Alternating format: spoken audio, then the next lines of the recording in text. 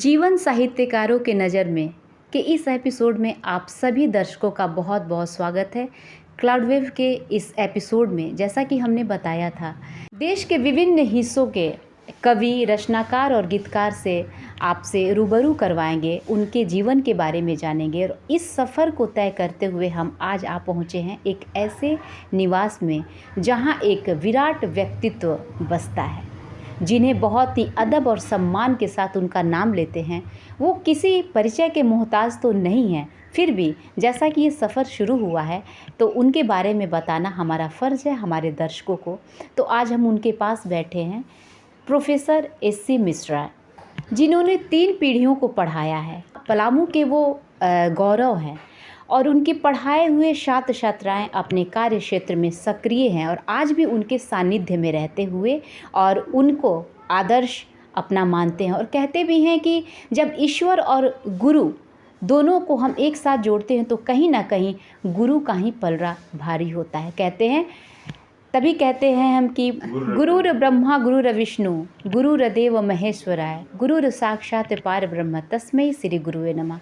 ईश्वर ने भी कहा है कि गुरु हमारा सर्वोपरि है और ऐसे ही गुरु के सानिध्य में आज हम भी यहाँ पर मौजूद हैं और उनसे हम बातें करेंगे। तो दर्शकों, आज हमारे बीच में हैं पलामू के गौरव प्रोफेसर एस.सी. मिश्रा जी, जो जीएलए कॉलेज में इंग्लिश के प्रोफेसर से सेवानिवृत्त हैं। और आज हम उनसे बातें कर रहे हैं, जानेंगे उनके जीवन के बारे में। और हम कहते हैं ना कि जब से ऐसे विराट व्यक्तित्व से हम मिलते हैं तो कहीं ना कहीं हमारे अंदर भी वो बातें होती है कि हम उन्हें जानें, उन्हें समझें, उनके जीवन के सफ़र के बारे में जानें। तो इसलिए आप एक कवि हैं, रचनाकार हैं, तो ऐसे में आपकी कहानी हम आपकी ज़ुबानी सुनना चाहेंगे। आपको क्लाउडवेव इंडिया की तरफ से बहुत बहुत नमस्कार और हम शुक्रगुजार हैं कि आपने अपना कीमती वक्त दिया है हमारे पास। तो आपका बहुत बहुत धन्यवाद और आगे हम अब आपसे जानना चाहेंगे। बहुत बहुत धन्यवाद। सारे दर्शकों को मेरा अभिनंदन, प्रणाम। और आज के इस साहित्य गोष्ठी में हम यहाँ बैठे हुए हैं और मज़े की बात क्या है कि अपने बारे में अपने ही को कहना है तो बड़ी विषम परिस्थिति उत्पन्न हो जाती है। लेकिन मेरे बगल में जो मेरा इंटरव्यू ले रहे हैं वो मुझसे बुलवा देंगे, ऐसा मुझे विश्वास है। आप प्रश्नों को प्रारंभ करें, मैं जहाँ तक हो सकेगा मैं उसका जवाब दूंगा। बिल्कुल। और जैसा कि इंग्लिश के आप टीचर रह चुके हैं, ऐसे में हिंदी को बहुत ही आत्मीयता के साथ आपने लिया है और आपकी लेखनी जो है, आपके शब्द जो हैं और जब आपकी कविता जो हैं उसमें बड़ी खूबसूरती के साथ आप जब लिखते हैं, इसके बारे में हमें बताइए। देखिए, ऐसा था कि बहुत पहले की बात है, मैं 5वां या 6ठा क्लास में पढ़ता था। एक जागृति फिल्म आई थी जी। उसमें गीत था, चलो चले माँ सपनों की गाँव में, कांटों से दूर कहीं फूलों की छाँव में। मुझे लगता था कि कांटों से दूर फूल की छाँव होता क्या है, कौन सी दुनिया होती होगी जहाँ बेचारा बेटा बोल रहा है कि चलो चले माँ सपनों की गाँव में। तो मैंने अपने पिताजी से प्रश्न किया कि क्या इसका अर्थ है। तो क्या, धीरे धीरे खूब पढ़ो, हिंदी पढ़ो, कविताओं को पढ़ो, पढ़ते पढ़ते पढ़ते एक दिन तुम खुद ही समझ जाओगे। जी। यहीं से हिंदी के प्रति जो लगाव उत्पन्न हुआ, और ख़ास करके उसमें मैं प्रयागराज में था तो वहाँ की मिट्टी में भी हिंदी के प्रति जागरूकता है, प्रेम है, समर्पण है, जानने की इच्छा है, उत्सुकता है। तो कुछ जगह का भी प्रभाव पड़ता है, लगता है। तो वहीं से हिंदी के प्रति मेरी रुचि बहुत जगी। कविता पढ़ने लगा मैं। मुझे लगता है कि मुतसाला उस समय भी मैं बिना समझे पढ़ रहा था। तो हिंदी के प्रति मातृभाषा भी थी, बराबर सुनते थे। खास करके पुरुषोत्तम दास टंडन जी को हमने सुना प्रयागराज में। उन्होंने कहा कि हिंदी के प्रति अगर समर्पित नहीं होगे तो एक बात वो कहा करते थे कि किसी दूसरे की माँ बहुत खूबसूरत हो सकती है, जी, जी। लेकिन अपनी माँ से ज़्यादा खूबसूरत नहीं हो सकती। तो मातृभाषा मेरी हिंदी थी, स्वाभाविक था कि हिंदी के प्रति अनुराग हो, समर्पण हो। एक प्रश्न आपने किया कि अंग्रेजी, तो अंग्रेजी के बारे में बाद में हमने बड़ी कामिल बुल्खे साहब की बात सुनी, बड़ा अच्छा लगा। कामिल बुल्खे कह रहे थे अपने एक भाषण के दौरान कि संस्कृत महारानी है जी, हिंदी बहुरानी है, क्या बात है। और अंग्रेजी नौकरानी है। हाँ। एक ऐसे विद्वान की बात, कामिल बुल्खे साहब हमारे यहाँ के नहीं थे, लेकिन रामचरितमानस के ऊपर उन्होंने जो शोध अपना किया, तो लगा कि नौकरानी है तो इसको नौकरी नहीं किया जा सकता है। जी जी। अंग्रेजी अगर नौकरानी है तो नौकरानी को पढ़ करके नौकरी तो मिल जाएगी। तो नौकरी जबकि मिल जाएगी हुई बात, तो कुछ जीवन यापन के लिए पैसा भी ज़रूरत है। तो नौकरी हमने करने के लिए अंग्रेजी पढ़ी और जीने के लिए हमने हिंदी पढ़ा। क्या बात है, जीने के लिए हिंदी, और हमारी मातृभाषा भी हिंदी है। हिंदी के बिना हम अधूरे हैं। बिल्कुल। और एक जो हमारे जेहन में बात है कि ऐसे आप रचनाकार, साहित्यकार हैं, ऐसे में इतिहासकार जो होते हैं उन बातों को अपने जो शब्दों में रखते हैं, उनकी बातों में एक साहित्यकार उस घटना को उस संदर्भ में कैसे लिखेगा और कैसे पढ़ेगा और कैसे लोगों को बताएगा। बहुत अच्छा प्रश्न किया आपने। देखिए, इतिहास है तथ्य और साहित्य है कथ्य। अब दोनों क्या है मैं कोशिश करूँगा बतलाने की। इतिहास में लिखा हुआ होगा 8 अक्टूबर का दिन था शायद 1962, चीन ने भारत के ऊपर आक्रमण कर दिया था। हम बेबस थे, हमने तैयारी नहीं की थी। हिंदू चीनी भाई भाई का नारा हमने कुछ दिन पहले लगाया था। नेहरू जी ने कल्पना भी नहीं की होगी कि हमारे ऊपर चीन आक्रमण कर देगा। अचानक निहत्थे लोगों के ऊपर आक्रमण के बाद जो स्थिति उत्पन्न हुई भयावह, कितने लोग मारे गए। हम पढ़ते थे उस समय रांची कॉलेज में, राजपूताना रेजिमेंट उनका क्वार्टर था हमारे कॉलेज के बगल में। उधर से जाने में डर लगता था, कांप जाते थे हृदय, रोज चित्कार सुन करके औरतों का वहाँ पे। इतिहासकार ने इस बात को लिखा, लेकिन मैं दावे के साथ कह सकता हूँ कि इस इतिहास के पन्ने को पढ़ करके कोई रोया नहीं होगा। उसको सूचना मिल गई होगी, रोया नहीं होगा। लेकिन इसी घटना को प्रदीप जी ने, जबकि ऐ मेरे वतन के लोगों जरा आँख में भर लो पानी, जब घायल हुआ हिमालय खतरे में पड़ी आज़ादी। स्वाभाविक था, चीन नहीं कह रहे हैं वो। अब प्रत्येक पढ़ने वाले को सोचना होगा कि घायल हुआ हिमालय, तो हिमालय के पार से आक्रमण हुआ होगा। जापान आक्रमण कर नहीं सकता है, दूसरे में इतनी शक्ति नहीं थी कि हमारे ऊपर आक्रमण कर सकता है, ज़रूर चीन ने किया होगा। इतिहासकार लिखेगा कि चीन ने किया है, साहित्यकार लिखेगा जब घायल हुआ हिमालय खतरे में पड़ी आज़ादी, वो ऐसे लिखेगा। और ऐसा लिखेगा कि पंडित जवाहरलाल नेहरू के आँख से आंसू गिर गए। साहित्यकार आंसू दिला सकता है, इतिहासकार कभी नहीं कर सकता है। ये आपने जो कहे, ये इतिहासकार और साहित्यकार में यही फ़र्क होता है।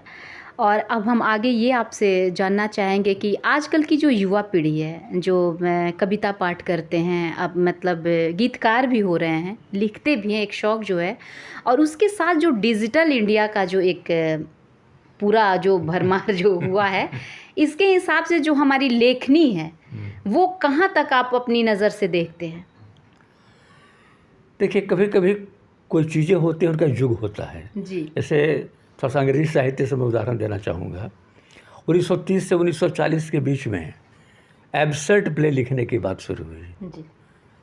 यहाँ भी एब्सर्ड प्ले हिंदी में भी लिखा गया, सातपाही ये सब करके, लेकिन ये चली नहीं। 10 साल के बाद ये खुद ख़त्म हो गई। तो बहुत सी चीज़ें जो सार्वभौम हुआ करती हैं, जो बराबर के लिए सत्य हैं, कुछ समय के लिए सत्य होती हैं। तो डिजिटल जो आज है वो आज के माहौल में ज़्यादा लोकप्रिय हो गई है, लेकिन इसका भविष्य उतना अच्छा नहीं हो सकता, क्योंकि जो पढ़ने में आनंद है पुस्तक को, जी।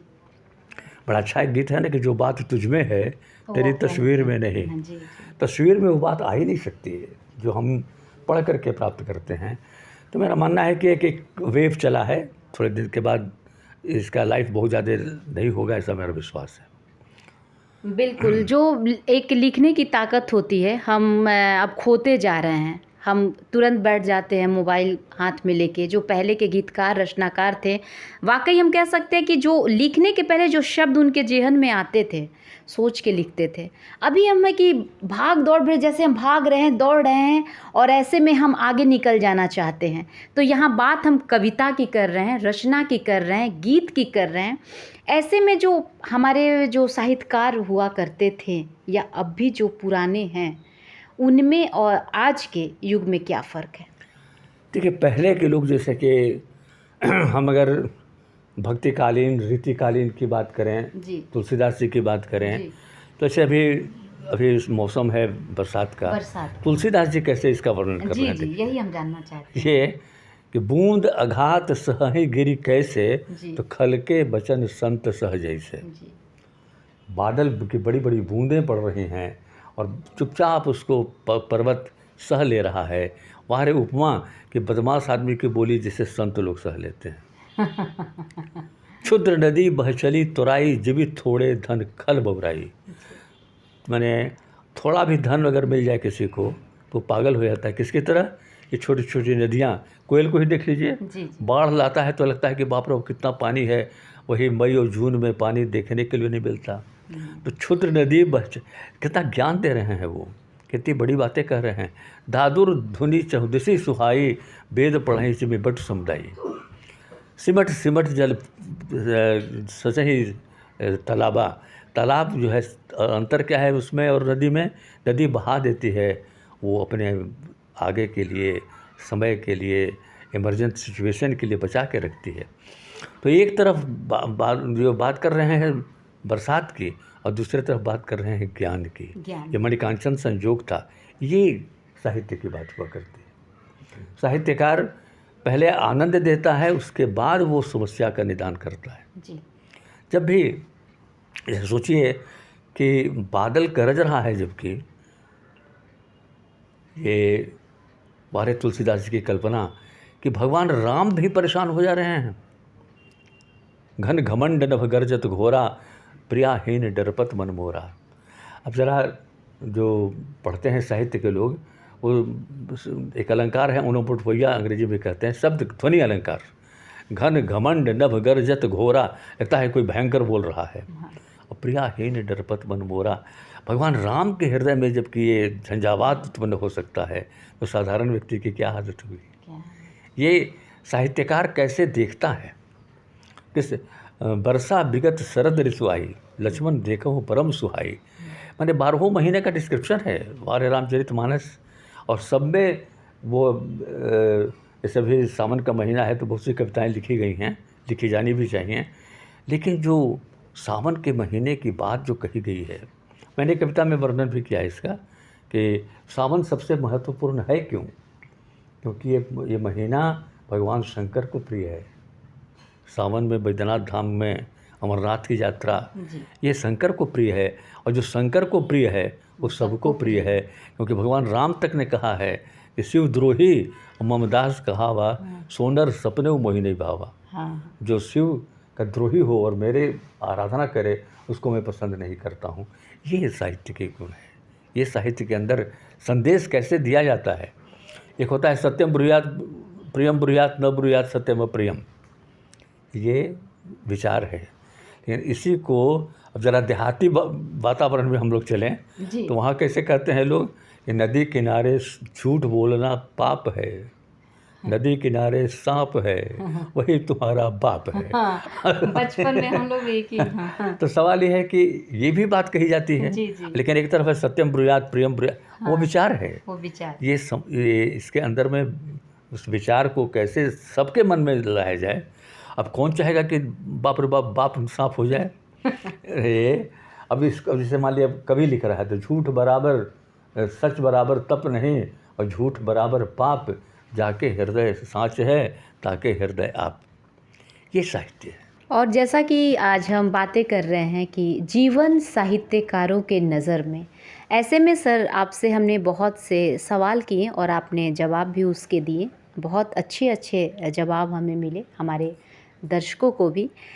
ऐसे में आपने जो अपनी रचनाएं लिखी हैं, जो कविताएं लिखी हैं, सावन का महीना चल रहा है, बिल्कुल। ऐसे में हम चाहेंगे कि कुछ कविता जो आपकी रचनाएं हैं हमारे दर्शकों के सामने आप रखें। देखिए, अगर जीवन को हम समझने की कोशिश करें तो जितना आनंद होता है तकलीफ़ के बाद सुख मिलने में, जी, उतना आनंद कहीं नहीं मिलता है। ठीक इसका उल्टा भी है। शिवपूजन साहिब जी ने लिखा भी है कि अमीरी की कब्र पर पनपी हुई गरीबी की घास बहुत जहरीली होती है। लेकिन इसका उल्टा भी तो हो सकता है ना, बहुत कष्ट हो और उसके बाद अगर आनंद की प्राप्ति हो तो आनंद दुगुना चौगुना हो जाता है। इस भाव के साथ देखिएगा, सावन मन भावन, ग्रीष्म ऋतु की असहनीय तपन, शब्दों पर ध्यान दीजिएगा। जी। ग्रीष्म ऋतु की असहनीय तपन, व्याकुल होता मन क्षण प्रतिक्षण, वसुधा के नयनों में करुण क्रंदन। मैंने पृथ्वी का वर्णन नहीं किया है। वसुधा के नयनों में करुण क्रंदन, ऐसे में आए तुम बनकर संकट मोचन, सब कुछ बदला आई बहार, स्वागत है तेरा सावन की फुहार। क्या बात है। सावन तुम शिव के प्रिय हो। देखिए, सवाल है कि कविता में एक बात और होनी चाहिए कि पाठक के हृदय में उत्सुकता जगे कि सावन कैसे शिव के प्रिय हैं। अगर उसको जानने हो तो कविता की सार्थकता थोड़ी बढ़ जाती है। सावन तुम शिव के प्रिय हो, 12 मासा के अनुपम ही हो। 12 मासा पहले होता था जी। और 12 मासा में जो सावन के झूले पड़े, सावन के झूले पड़े, मैंने मेहंदी लगती है, श्रृंगार करते हैं। सावन का महीना अपने आप में हरा ही हरा होता है। हरा ही हरा। तुलसी की लेखनी ने गाई, वेद पढ़े जिमि बटु समुदाई। कितने सपने हो गए साकार, स्वागत है सावन की फुहार। क्या बात। प्रकृति पर थी भीषण ताप, बहुत गर्मी अभी पड़ भी रही है। जीवन बन गया था अभिशाप, दोपहरी बन गई थी काली नागन, इंद्र की पूजा होती थी प्रतिदिन। इंद्र ही देवता है जल के, बरसात के। ऐसे में जलधर ने सुनी पुकार। सब था कि जलधर हमने प्रयोग किया है, बादल नहीं प्रयोग किया है, क्योंकि जल जिसके पास था वो अगर सुन लेवे जी। अगर हमारे बिरला जी हमारी बात को सुन लेवे तो क्या बात है। तो ऐसे में जलधर ने सुनी पुकार, खुशियाँ लेकर आई सावन की फुहार। खुशियाँ लेकर आई सावन की फुहार। बेशक खुशियाँ लेके सावन की फुहार आई है। और हमारे दर्शक भी, हम आज ऐसे कवि से मिल रहे हैं, बातें कर रहे हैं जिनके सानिध्य में रहना हमारा पूरा पलामू चाहता है। जी हाँ, ऐसे में आपने कहा कि दुख के बाद जो सुख आता है उसकी बात ही अलग होती है। और ये उदाहरण एक कवि, एक रचनाकार और एक साहित्यकार ही दे सकता है, जो आपने एक सावन की लड़ियों के साथ इसे अपनी कविता के माध्यम से रखा। और कुछ आप सुनाना चाहेंगे हमारे दर्शकों को? आजकल के ज़माने में सामयिक कविता भी लिखना चाहिए, तो कम से कम मैं 2 में सुनाऊंगा। एक मुकरी जी, और एक आज के परिप्रेक्ष्य में जो गठबंधन की राजनीति चल रही है ना। जी जी। तो गठबंधन की राजनीति में मेरा विचार है, मन में प्रीत नहीं जी। रेवन प्रीत न कीजिए जस खीरा ने कीन, ऊपर से तो दिल मिला और भीतर फाके तीन। मन में प्रीत नहीं है सिर्फ उलझन, फिर भी बात करनी है बस गठबंधन, बस गठबंधन। कुर्सी हमें प्यारी है, इसकी छटा निराली है, हम गधे को बाप कह सकते हैं जी। हम गधे को भी बाप कह सकते हैं। मौका हो तो दाएं बाएं मिल सकते हैं। दाएं बाएं थोड़ा प्रतीक है, लेफ्टिस्ट एंड राइटिस्ट। मौका हो तो दाएं बाएं मिल सकते हैं, यह है सत्ता पाने का मूल मंत्र, बस गठबंधन, बस गठबंधन। जनता चीख रही है, जनता चीख रही है, चहुं ओर है क्रंदन, भ्रष्टाचार शिष्टाचार बना है, भ्रष्टाचार शिष्टाचार बना है, नहीं कहीं कुछ भी बंधन, पीतल ही लगता है कंचन। पीतले सोना लग रहा है, ऐसा हम बेवकूफ़ हो गए हैं। यह महिमा है उस शब्द का जो कहलाता है गठबंधन। गठबंधन। मुकरी के बारे में जो बात कही जाती है जी, कि कहते कहते आदमी मुकर जाए, उसे मुकरी कहते हैं। ये हम आपसे पूछना भी चाहते थे कि मुकरी, जैसे हमारे दर्शक इस कार्यक्रम को देख रहे हैं, तो मुकरी का ये मुकर जाना। जी। और खुसरो साहब ने शुरू किया था इसको, खुसरो साहब ने शुरू किया था। तो हम कह रहे हैं वो अंत में मुकर जाएं। अच्छा। जैसे मुझको वो बहुत ही चाहे, क्या बात है। मुझको वो बहुत ही चाहे, आगे पीछे नित दिन धावे, क्या बात है। उसकी याद बहुत सतावे, मेरे गंध से दौड़ा आवे, का सखी सैया ना सखी कुत्ता। हाँ, ये बहुत अच्छी मुकर जाने वाली। अपनी कसम वो बहुत ही खावे, अपनी कसम वो बहुत ही खावे, पल पल में वादा दोहरावे, कभी कभी तो जोर से गावे, वादों से हरदम फुसलावे, का सके सैया ना सके नेता। दिन रात वो मेरे साथ रहे, दिन रात वो मेरे साथ रहे, कभी पकड़ूं हाथ कभी सटे गाल, गर्दन टेढ़ी कर बात करे, सखी कुछ बुझाएल, हाँ सके सैया ना सके मोबाइल। क्या बात है, जो ये इसको आपने कहा मुकरी मुकरी, जो मुकर जाना मुकर जाना। बातों से, ये हाँ, ये मतलब दर्शकों हमारी बहुत अच्छी बातें हो रही है। और हमारे पलामू के जो हम कह रहे हैं कि गौरव हैं और एक बहुमुखी प्रतिभा के धनी, जिनके निवास पे हम यहाँ आकर उनसे बातें कर रहे हैं। दर्शकों हमारी आपसे और भी बातें होगी, हम बस मिलते हैं छोटे से अल्प विराम।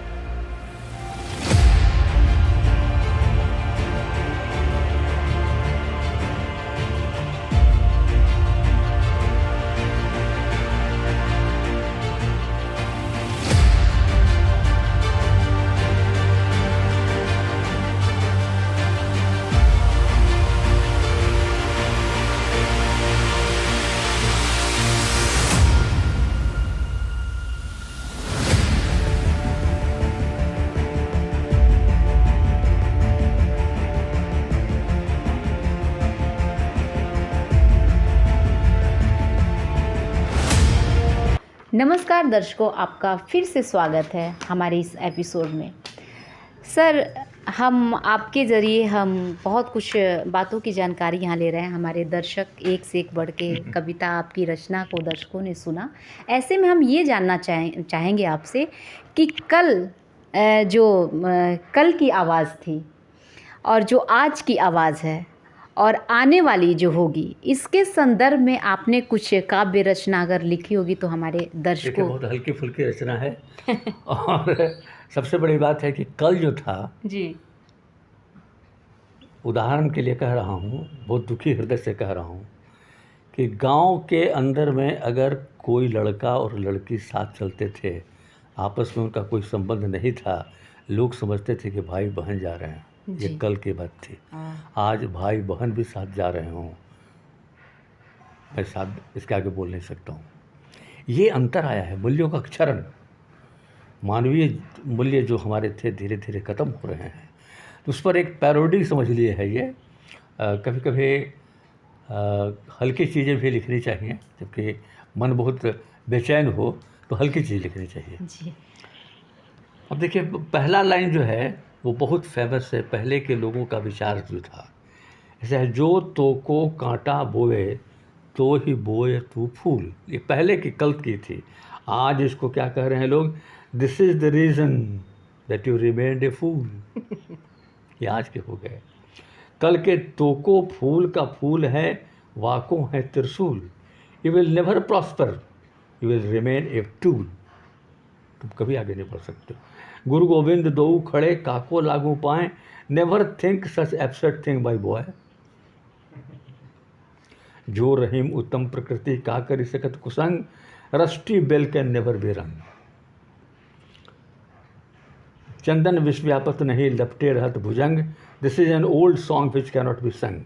कबीरा खड़ा बाजार में लिए लुआटी हाथ, remain dirty never take a bath. जो घर जा रहे आप ना चले हमारे साथ, road is corrupt this is the real path.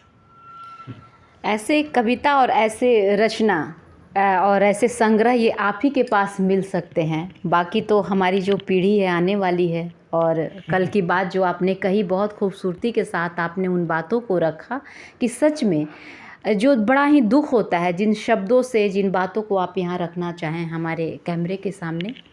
तो ये परिवर्तन हुआ है हमारे कल के और आज के समाज में, कल और आज में।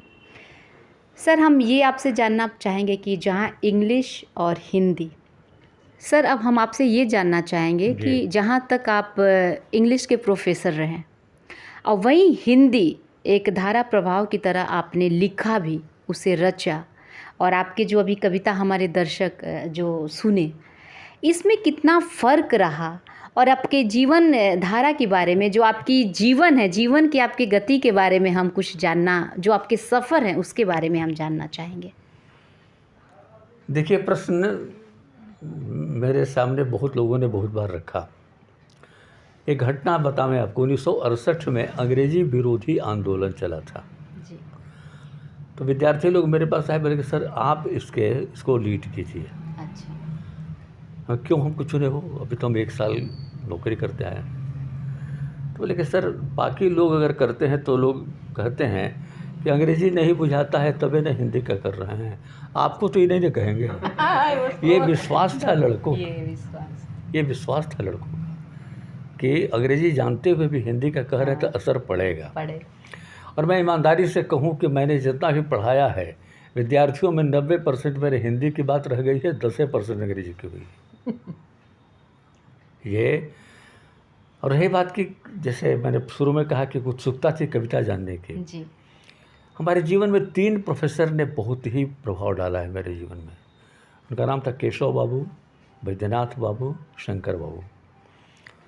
तीनों कहा करते थे, हम थोड़ा पढ़ने में हम ठीक ही ठाक थे तो सर बुलाते भी कि सुनो, हमने ISC पास किया है, BA ऑनर्स हिंदी में किया है और अंग्रेजी में MA करके PhD भी कर चुके हैं।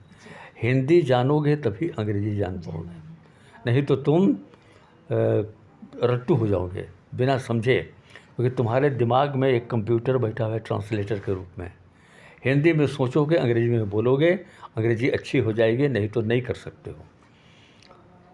उन्होंने कहा था जबकि कि तुम मान लो कि इंटरमीडिएट में पढ़ा रहे हो, एक बहुत मूलभूत प्रश्न है, मैं थोड़ा सा चाहूँगा कि दर्शक भी ध्यान से सुनेंगे। जी, बिल्कुल।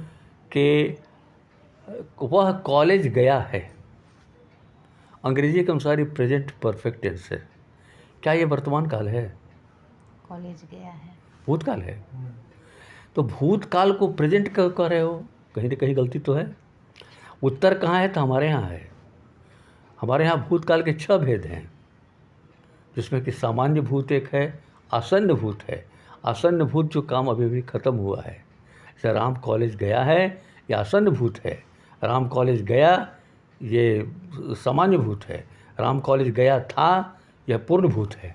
जी। तो अगर हिंदी जानेंगे, हिंदी में संज्ञा जानेंगे तो हम अंग्रेजी में नहीं जान जाएंगे नाउन किसको कहते हैं। लेकिन नाउन से, जैसे अंग्रेजी के कभी कभी बड़े ख़राब असर पड़ जाते हैं, चुटकुला ही है लेकिन वास्तविकता है।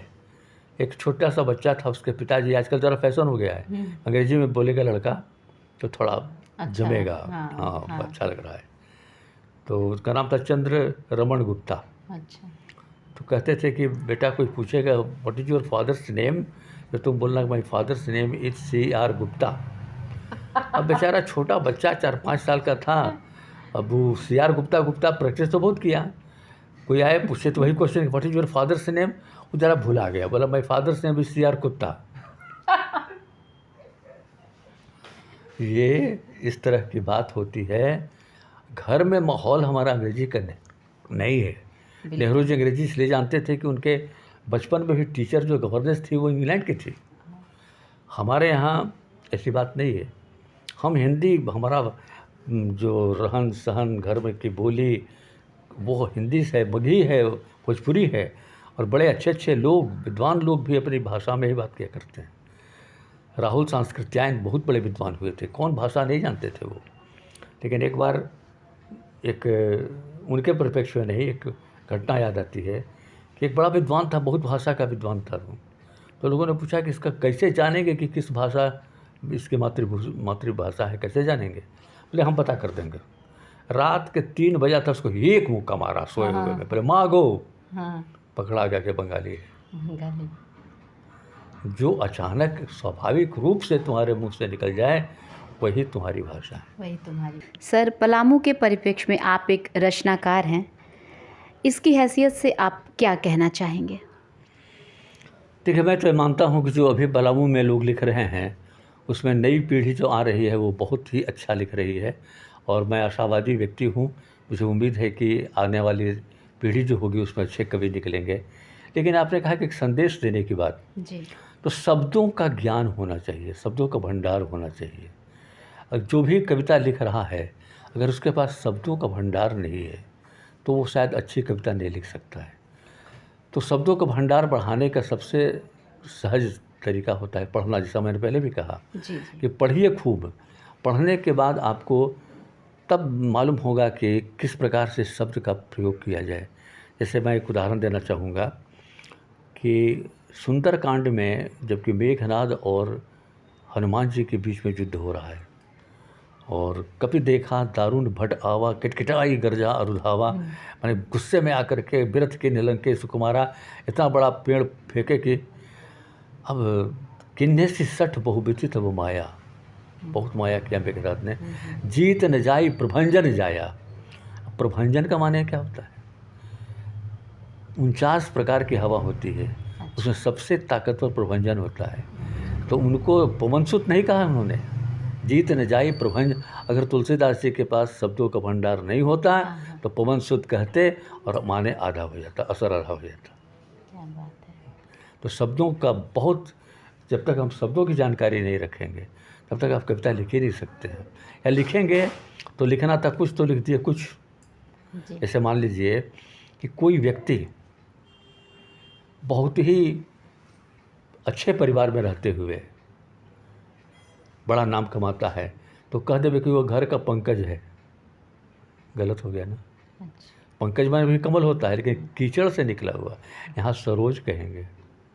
क्या बात है। अगर हम पंकज कह देंगे माने वही है, असर एक अलग है।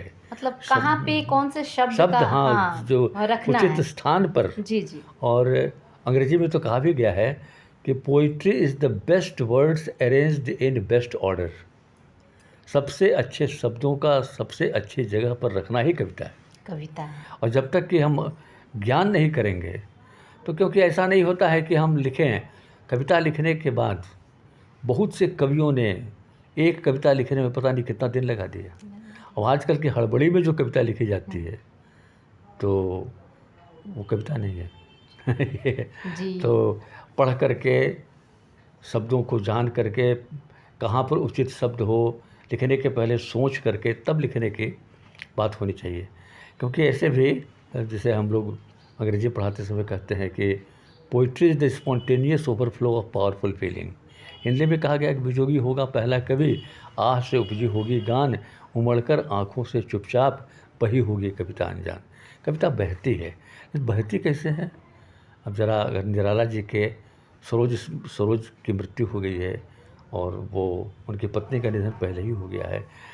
बांधो न नाव इस ठाव बंधु, बातें करेंगे हजार बंधु। अब इसमें जो उनकी व्यथा है, बंधु कह रहे हैं, वो भाई नहीं कह रहे हैं। तो कैसे शब्दों का चयन हम करें?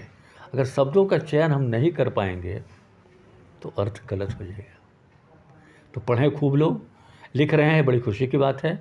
बहुत से लोग बहुत ही अच्छा लिख रहे हैं और मुझे विश्वास है, मेरा दृढ़ विश्वास है बल्कि, कि ये नौजवान कवि लोग जो हैं वो आगे बढ़ेंगे। ये बहुत बड़ी बात है हमारे पलामू के लिए कि एक आपका आशीर्वाद है हमारे नौजवान कवि के लिए। शब्दों को पिरोना, शब्दों को सही स्थान पे रखना, उसको हम कविता कहते हैं। और ऐसे में हम आपसे अब ये जानना चाहेंगे कि आप एक कवि हैं, रचनाकार हैं, एक शिक्षक हैं, इंग्लिश और हिंदी तो आपके दोनों हाथों में ऐसे आपने रख डाली है जिसके बारे में हम जितनी भी बातें करें वो कम होगी। ऐसे में जो हम आपको जानते हैं, हमारा पूरा पलामू जानता है, आपके सानिध्य में रहना चाहता है, आप परिचय के मोहताज नहीं है, फिर भी हम एक आपसे पूछना चाहेंगे कि रचनात्मक दृष्टिकोण से जो हमारी आने वाली पीढ़ी है, ये तो होना ही है, उस पीढ़ी के बारे में आप क्या कहना चाहेंगे? वो कैसे जानेगी? देखिए, मैंने तो पहले भी कहा था कि जिसने 3 जनरेशन को पढ़ाया है जी, जी। उसको लोग भूलेंगे नहीं, और तुम मुझे यूँ भूला ना पाओगे। क्या बात है। ये लेकिन एक अच्छी बात है, कभी कभी मन में बात आती है कि कुछ छपवा दूँ। हाँ, तो कुछ छपवा दूँगा। कुछ छपवा दूंगा आपने कही, और जो सत्य है कि हाँ तुम मुझे यूं भूला ना पाओगे, तो ऐसे आप कवि हैं जिसको भूलना नामुमकिन है। और जहाँ तक बात कही कि जो आपने बहुत सारी कविताएं लिखी हैं, पढ़ी भी आपने, तो कुछ इसको प्रकाशित करने की भी बातें जो आपके जेहन में है ऐसा ना, देखिए कभी कभी मैं अपने अतीत पर देखता हूँ तो मुझे अपने आप पर हंसी आती है। जिस व्यक्ति ने ऑल इंडिया, अभी अंग्रेजी की बात हो रही थी, जी जी अंग्रेजी में मैंने बहुत लिखा, इंग्लिश टीचर्स कॉन्फ्रेंस में भी जाता था, लेकिन हमारे विषय होते थे जैसे कि influence of Bhagavad Gita on kids, influence of Manusmriti on D S Lawrence. बराबर हमने अपने कल्चर को जोड़ा है उनके जोड़ा साथ। है, बिल्कुल। और हमको लगता है 16-17 बार तो जरूर हमारे मैंने ये हुआ होगा।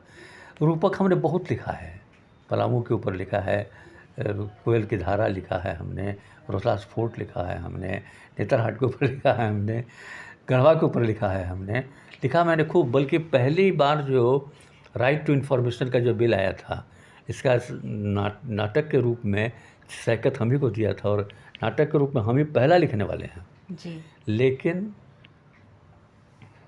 अब मैं कहना नहीं चाहिए था, तब से मुँह मियाँ मिट्ठू बात हो गई। नहीं नहीं, ये हम जानना चाहेंगे, ये हमारी बात करने का मतलब ही था कि हम आपको जानें। लेकिन कहीं ना कहीं अब महसूस होता है, क्योंकि अब जैसे बहुत से कवियों ने आजकल थोड़ा ज़्यादा हमको मान सम्मान दे दिया है। समर्पण ही हम ही को कर रहे हैं।